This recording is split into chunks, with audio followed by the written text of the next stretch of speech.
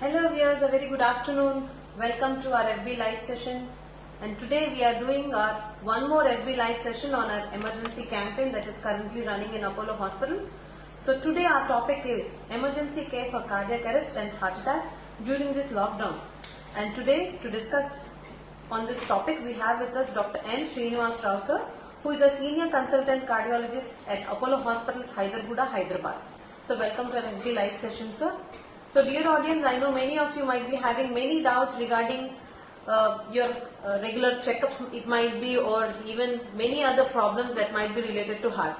Because many patients might have undergone earlier itself many heart surgeries and who are now due for their OP consultations are in a dilemma whether to visit a hospital or not. So all your doubts and worries will be clarified now during this live session. So if at all you have any doubts, just leave them in the comment section. Dr. Srinivasa Rao sir will be answering them live. So before we start our session, so as this COVID pandemic is there all around the world, so what is the care that cardiac patients they need to take to stay away from this COVID? See, unfortunately, COVID has become a pandemic in our world, and India also is facing this problem now. Now, the problem with COVID is that it might probably infect anyone, depending upon to whom, where we are getting exposed. Most important thing for the cardiac patients is to understand that those patients who have some kind of risk factors in the background, like for example, if he happens to be already a cardiac patient, if he happens to be a diabetic patient, if he has hypertension, if he has any heart failure, if they have renal dysfunction, these are the things which make the person after acquiring the infection to have a bad outcome. So people with these kinds of background must be very careful that they don't come in contact with any suspected COVID patients, nor they should actually have any social engagements so as to prevent infection coming to them. Because once it comes to them, not only they are more susceptible to infection, but once it comes to them, the chances that they have a very torrential course is also very likely. So better to avoid any kind of contact. Thank you so much, sir. So, sir, as a topic indicates heart attack or cardiac arrest, many people might be thinking both heart attack and this cardiac arrest are common. Are these both same or are they different from each other? See, the term cardiac arrest would mean the heart getting stopped, it stops beating. So, this is recognized by absence of a pulse in the person and absence of breathing and conscious state. So, this is what happens. The cardiac sudden stopping of the heart is called as cardiac arrest. This leads to, if unattended and if it is not intervened, it leads to death. So, that is one extreme form of having a cardiac problem. Cardiac attack or heart attack, what would mean is a decrease in the blood supply to the heart muscle all of a sudden. That means one segment of the heart is not getting blood supply suddenly. It doesn't get supply to that area which is supposed to be supplied. So that area starts getting problem, and that leads to what we call damage of the heart muscle. So this a sudden complete cessation of blood supply to one area of the heart, leading to what we call chest pain and progressive damage to the heart muscle is called as heart attack. So that often actually manifests as chest pain, and some people what we call some kind of heaviness in the chest, etc., etc. Those symptoms we'll discuss in further. What are the different symptoms that they come with heart attack? So please remember that heart attack and cardiac arrest are not one and the same. Cardiac arrest is extreme form of damage to the heart, where damage or insult to the heart, where the heart stops pumping and it stops, and it rapidly leads to death if unattended or not intervened. Whereas a heart attack, what we mean is a phenomenon where blood supply to the muscle is suddenly comes down or completely it is stopped to one area of the heart, leading to various manifestations. Thank you so much, sir. So, sir, heart attack is what people say is if anybody suffers with heart attack, the death rate is higher than the success rate because in time they are not brought into the hospital. There is a slight delay by the time they bring into the hospital. Do we have any golden rule for this heart attack to prevent that mishappening? Let me make it very clear. A heart attack is a condition where we can save a person provided it comes to medical attention in time. Remember that the mortality from the heart attacks have come down drastically all over the world thanks to the modern treatment that is available these days to all the citizens of India as well. In fact, most of the problems with heart attack occur because they don't seek medical attention or there is an inadvertent delay in reaching a hospital or seeking medical attention, a negligence from the patients, or failure to understand that this is a cardiac attack and therefore they are not coming to the hospital thinking it's something else. So it is said after the onset of heart attack, which is exemplified with some kind of symptoms as chest pain or heaviness in the chest, or some kind of acute severe breathlessness, unexplained sweating, and severe kind of uneasiness the patient develops. When these symptoms develop, if it happens to cardiac attack or heart attack, what we call, if they come within 3 hours of the onset of symptoms, then this is called as a golden period. In this golden period, it is possible to reverse the cardiac attack or heart attack and reverse all the damage. So, as the time passes beyond 3 hours, there is increasing amount of loss of this cardiac muscle on account of cardiac attack or heart attack, which leads to what we call various complications. The sooner they come, the better it is. This golden hour, 3 hours is extremely important. So that everyone has to remember. Thank you so much, sir. As you were mentioning about the in-time recognition of this heart attack, so are there any signs and symptoms, that major things which, because the patient might not be in a position to tell or convey the same to others, but the family members who are watching them or him, they can immediately take action. So please tell us something about the signs or the symptoms for this heart attack. Often when the person suffers from heart attack, they have a severe degree of chest discomfort, which is located in the center of the chest. Many people they think that cardiac attack means the pain should be there in the center of the chest. Of course, center of the chest is commonly seen, but it's also seen the left side of the chest, immediately left to the center of the chest. It can be there. Or sometimes the pain can be located in the neck, and sometimes it's also felt in the left arm, in the shoulder, and sometimes it may be in the inner aspect of the left arm as well, and sometimes it is seen as pain that is felt in the upper part of the abdomen. So because many people they think the heart is located in the chest, they expect the pain to be in the chest only, on the left side of the chest or the center of the chest. But it is possible, many of the people they do have pain located in that area, but it's also possible that pain may be located various other locations which I described. So just because the pain is located in the upper part of the abdomen, just because it's located in the neck in some of the patients, and some patients it may be felt in the jaw or left arm, they must remember there's all the places where the chest pain because of heart attack can be felt. So this is one thing. Sometimes pain may not be very apparent in some subset of patients, which we will discuss later. But the second thing that occurs is unexplained sweating and breathlessness as well. Remember that a person, when he has chest pain, is quite excruciating in a normal person. But same degree of excruciating pain may not be there in certain people like diabetics, who may not have chest pain so classical. They may not have chest pain as well. But one other thing that we must also remember, that there is unexplained sweating or unexplained breathlessness at rest or some kind of oppressive feeling in the chest. These are the things which people should remember that are unusual things, and they may be a heart attack. Sometimes the patient may have a loss of consciousness because of the fact that the patient may have a rapid heart rate secondary to the heart attack, and this loss of consciousness may also have to be given an importance. They should not feel it's some neurological problem or some kind of fits like these things, and they must also bring the patient to the medical attention. And also sometimes a very unusually, in some people like diabetics may have extreme form of weakness or listlessness. This also must bring to them the idea that it could be one of the problems related to the heart attack. So any of these symptoms, both classical chest pain or unusual symptoms like extreme weakness or unexplained sweating, breathlessness, palpitations, or a kind of transient loss of consciousness must bring them to a medical attention.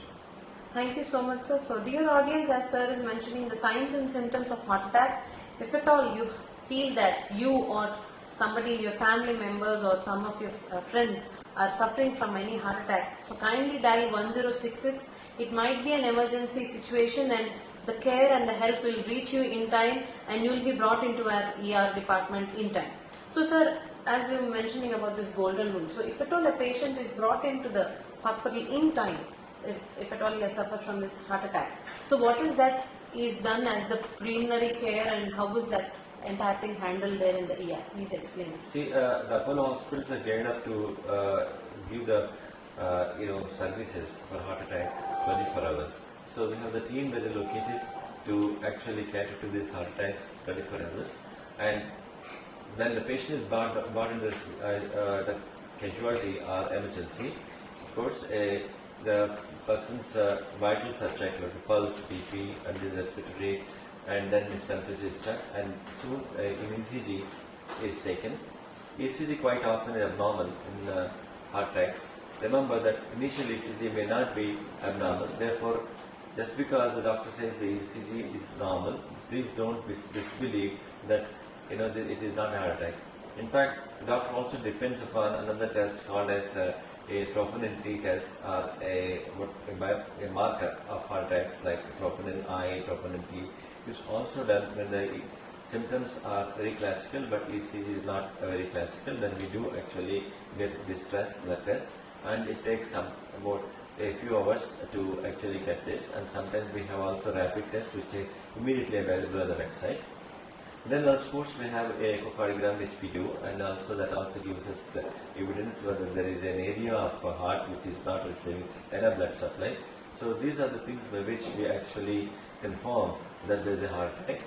Sometimes it could be a warning heart attack also, it may not be frank heart attack, and those people who have a warning heart attack, which is called as unstable angina, they also have to be admitted in the hospital. They also must receive the treatment very urgently. So once it is confirmed as a heart attack, it requires immediate treatment. The treatment proceeds by actually call the team of doctors and then decide what kind of treatment is to be followed in a particular person depending upon his background.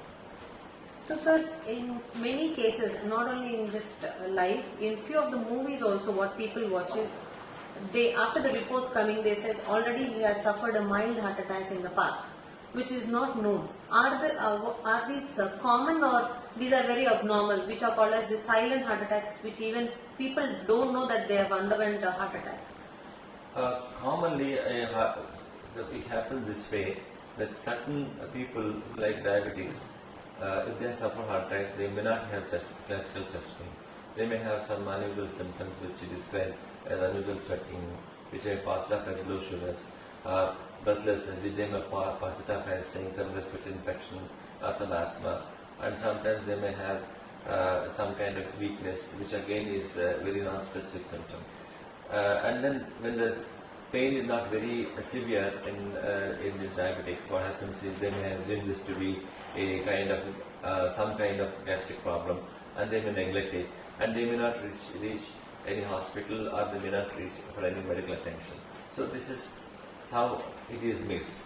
Even a normal person, for example, if they are not diabetic and if they have a chest pain, many times there is some kind of problem with some attitude of some of the patients, where they think that going to hospital with chest pain means they may probably diagnose a heart attack. Therefore, they are afraid to come to hospital, and they convince themselves as something gas.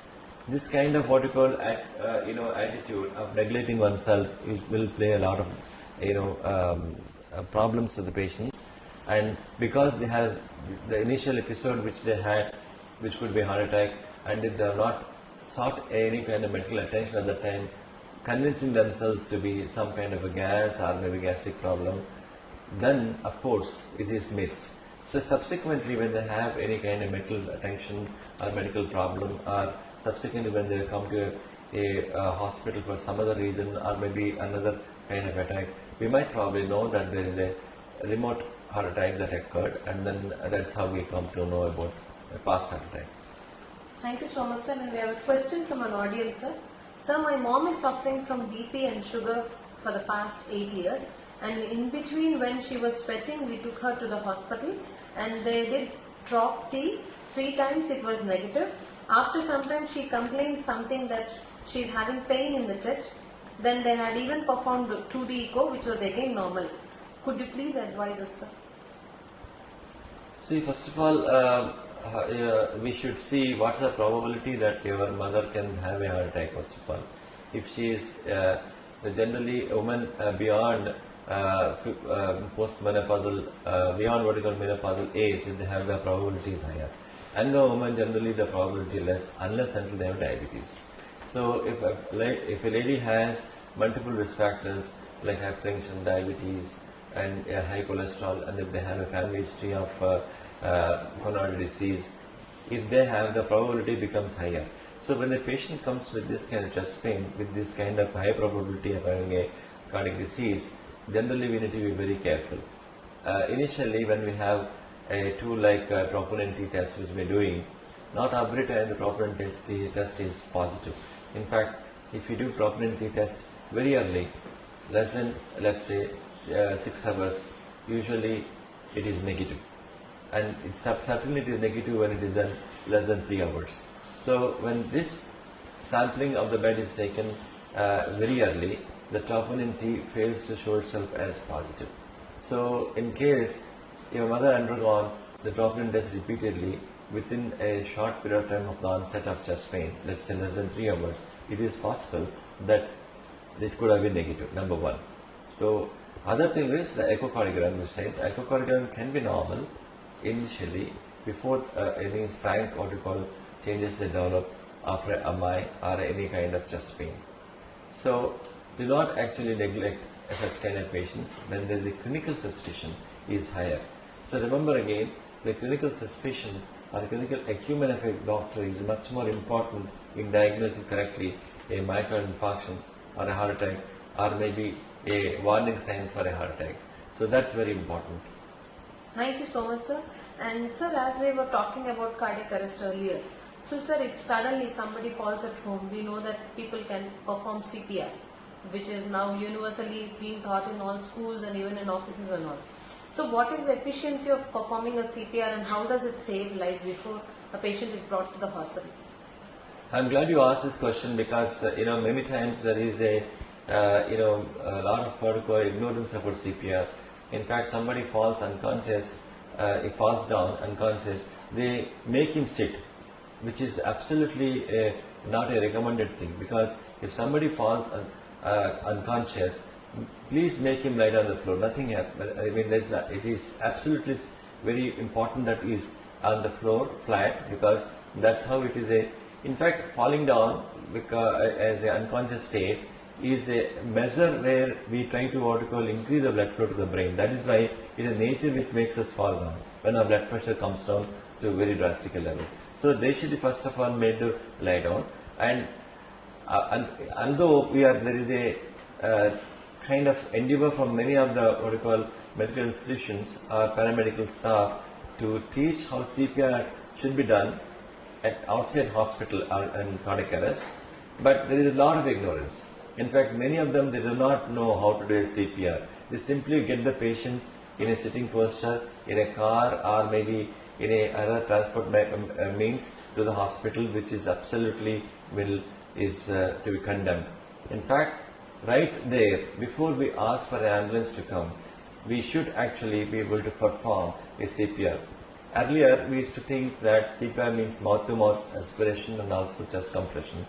Nowadays, we know that even if you do a simple what we call cardiac chest compressions at a rate of what we call let's say about 70 to 80 times a minute, that itself is enough to actually save a life, even if you are not able to perform a mouth-to-mouth breathing.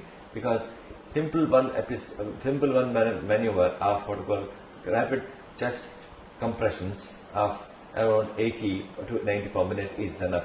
and this compression should be very effective, and we should know how to compress the chest to be able to actually save the life. This every citizen must learn as to how is CPR done.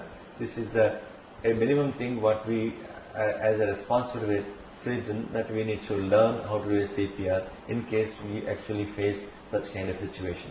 So once we once we start to resuscitate a patient, make sure that you loosen his clothes, make sure that the chin is turned up, the head is turned up, so that the tongue which falls backwards, preventing the entry of air into the airway, is prevented by actually trying to get the neck extended and making the jaw look facing backwards. At the same time, make sure that if there is secretions, you actually take them out, wipe them out from the mouth, so that the mouth cavity is free from any secretions. And if it's possible, ideally you can also do mouth respiration, but it is impossible as a single-handed person to do such kind of mouth respirations as well as cardiac compressions. So simply, if you do a cardiac compressions, that should be enough to save a patient.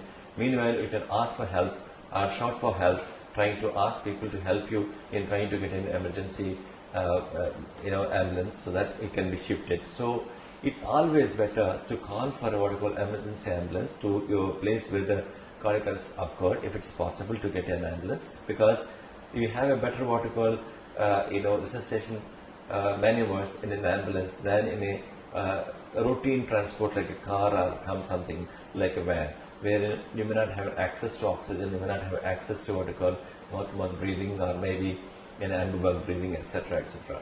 So it's called for the ambulance immediately and transport him. And the mere what you call this the cardiac compression or chest compression will definitely help a patient survive the cardiac attack. Thank you so much, sir. And we have 2 more questions from an audience. I'll be taking the first one. Sir, my uncle has undergone angioplasty last year and is taking medicines regularly, and we do regular checkups too. But even though now when he walks and all, he is having a little discomfort. Please suggest. An angioplasty done somebody means that they have cleared blocks from the arteries which he had been having. Now remember that whether it is surgery and angioplasty which has been done, for the blocks that are seen in the coronary arteries, the coronary arteries are the arteries supplying the heart. So when a doctor performs an angioplasty, you are clearing those blocks and putting a stent there so that the blood flow is restored, or blood flow flows without any kind of obstruction there. So that's what the doctor has done. Remember, the blocks have occurred because of the nature that we are suffering from. There is a nature in our body which tends to actually cause some kind of obstruction in the coronary arteries. This is nature, and this nature gets little more exuberant in some people because they have some other risk factors like diabetes, hypertension, hypercholesteremia, genetic background, and obesity, and of course sedentary life, etc., etc. So all these risk factors make this nature, which otherwise tries to cause some obstruction in the coronaries, much more exuberant. So those are the people who actually tend to come to the hospitals or come to a doctor with what we call obstruction of the coronary arteries much more earlier or much more frequently. So what doctor has done is, then whatever that happened, whatever the bad that has happened because of this nature which has produced obstructions, he has cleared. But nothing prevents this nature to again cause obstructions elsewhere. So an angioplasty is not cure for this nature which we have in our body, which produces obstructions. It's only a palliation that angioplasty that has done to the patient who undergoes an angioplasty. So this kind of nature which tend to be there in our body, despite a patient after undergoing a angioplasty or surgery, is there. So this nature has to be suppressed. So this nature has to be suppressed. How do you suppress the nature? You need to actually follow 3 principles. Number 1, regular walking or regular exercise, a proper diet which has been advised by your doctor, and number 3, drugs. If you take these 3 principles, then to a large extent we can suppress the nature that produces obstructions. Thereby we can prevent further obstructions occurring elsewhere in the coronary tree. So possibly it is possible that your father may be having a recurrence of obstructions in some other arteries, which are some other locations other than where the stent has been placed, and that may be the reason. And sometimes it also happens that when the stent is put in a particular area to clear the block, that area may have a recurrence of obstruction, which is called restenosis. So he has to be seen by your doctor who has performed angioplasty. He has to evaluate as to what is the cause of this particular chest pain. Is this something like a non-specific chest pain, which is not anything to do with the heart, or is it something that restenosis occurred at the place where stent has been put, or a new lesions that have developed elsewhere in the coronary tree? Thank you so much, sir. We have one more question, sir. Sir, my mother is a patient of high blood pressure and sugar. Her heart bypass surgery was done in 2008. Carotid angioplasty was done in 2015. And now again angiography was planned 2 times. But due to COVID, it is deferred right now. And she is on medication. She is using Regilio, Trio, Ecosprin, Atorvastatin, Amlodipine, NTSG, and everything is under control. Can we wait a little more for the procedure, or should we go for it right now? If your mother is stable now, it's better to wait till a particular time when we think it's a congenial time to actually perform any kind of elective procedures. It is right now the entire medical team and the entire medical fraternity is fighting to see that the COVID patients are taken care of very well, and also we want to reduce the transmission of infection from one person to another person by preventing too much of crowding in hospitals, trying to avoid too much of what you call pressure on the medical team that is available in the hospitals. If there is no urgency, better to wait, because we do not want any kind of patient, any kind of what you call transmission occurring in the community from one person who is COVID positive to another person who is COVID negative. So if your mother is stable, better to wait. If it's unstable, we still can perform an angiogram safely. There's no problem. Thank you so much, sir. So, sir, as you were mentioning, and I was asking questions, and we could see that many of the queries were related to angiogram, because that is the most common procedure that is done. Could you please educate us about what is angiogram and how does it help a patient? Angiogram is merely a test. It is not a treatment. It is just like you take an ECG, it's also or X-ray. This angiogram, we are trying to look at the coronary arteries. There are 3 coronary arteries supplying blood supply to the heart muscle. Every nook and corner of the heart gets blood supplied by these 3 coronaries. One is on the right side, 2 are on the left side of the heart, and they supply at heart so that heart gets equally every area the blood supply that it needs. Now, when the doctor says coronary angiogram, he is suspecting that there is a problem in the blood supply of the heart. By maybe there are some blocks in the coronaries, or maybe some other reason that he is having a chest pain. So, when there is suspicion that the chest pain because of some reduction of blood supply by virtue of having some blocks, it's always better to actually make sure that this is existing or not. So when we have a patient whose chest pain is because of coronary blocks, it is important that we demonstrate the blocks and how important they are and what needs to be done with the medical management and the angioplasty surgery, and go ahead so that the person can be taken in an appropriate way, so that no problems occur in future. Number 1. Number 2, if these coronaries are not having a minor blocks and you don't require anything, then it's also important to actually tell the patient, also important for the doctor also, that they are going in the right direction of treatment. So angiogram involves a hospital, putting the patient in hospital. Generally they come in the morning and they are actually, some preliminary tests are ordered before he comes to the hospital. He is taken to the a cath lab where he is with aseptic precautions. We try to what we call pass a small delicate tube through the artery, usually from the hand and sometimes from the leg, to the root of the aorta, where the heart actually has a junction between the heart and the major blood vessel is the aorta. So that's the junction where the coronary arteries are located. So we take this tube and inject some dye into the coronaries and take a film. This film is called in the form of cine angiogram. We do it so that we have a very good visualization of coronaries. Every nuclear coronaries we can see, and by this test we come to know whether the coronaries are normal. If they are not normal, where are the blocks located? How important is blocks? What has to be done to these blocks? Whether medical management, surgery, or angioplasty. Thank you so much, sir. And I hope, dear audience, all of your doubts also have been clarified.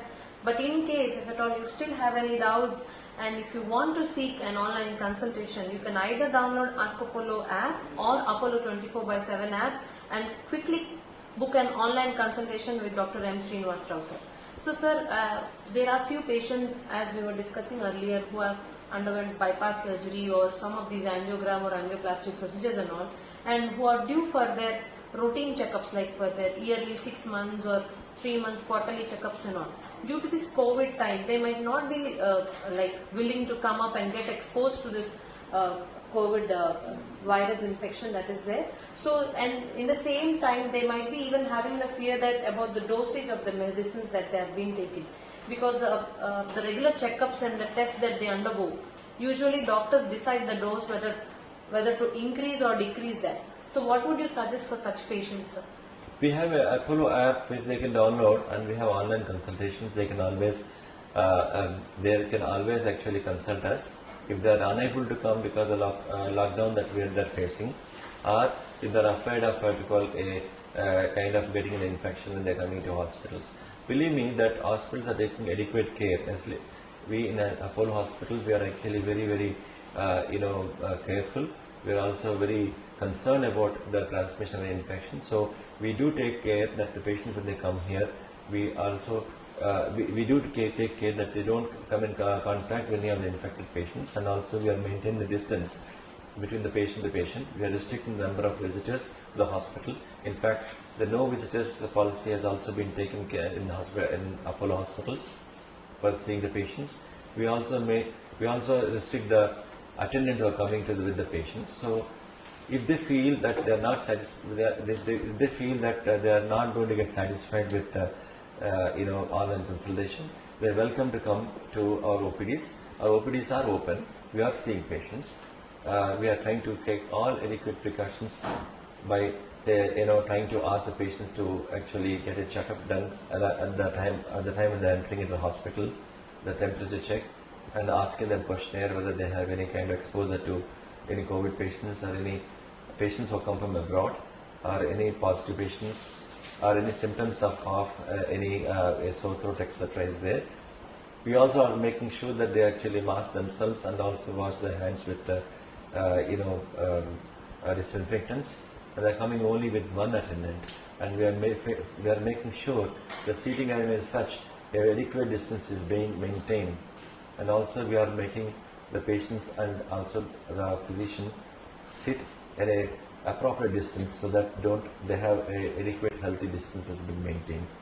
Plus, it's also remember that if you really feel that there is a pain in the chest, or you feel that the pain is requires medical attention, do not neglect yourself by saying that hospitals are not open in the night time, hospitals are not open at the curfew hours, and then doctors are not available in the COVID time. In fact, in Apollo, we are still running 24 hours emergency services. You can come anytime, 24 hours, and get yourself checked for any kind of emergency what you feel like you are having. Thank you so much, sir. So, dear audience, as sir was mentioning, at the time of emergency, be it any emergency, just dial 1066. Our ambulance services will be at your home to bring you in time into our hospital, and the care will be given in time. All our expert doctors, specialists will be available in our area 24/7 and 365 days. Thank you so much, sir, and thank you so much, dear audience, for tuning in. Stay tuned for more such FB live sessions on different educative topics about healthcare concerns. Thank you all. Thank you so much.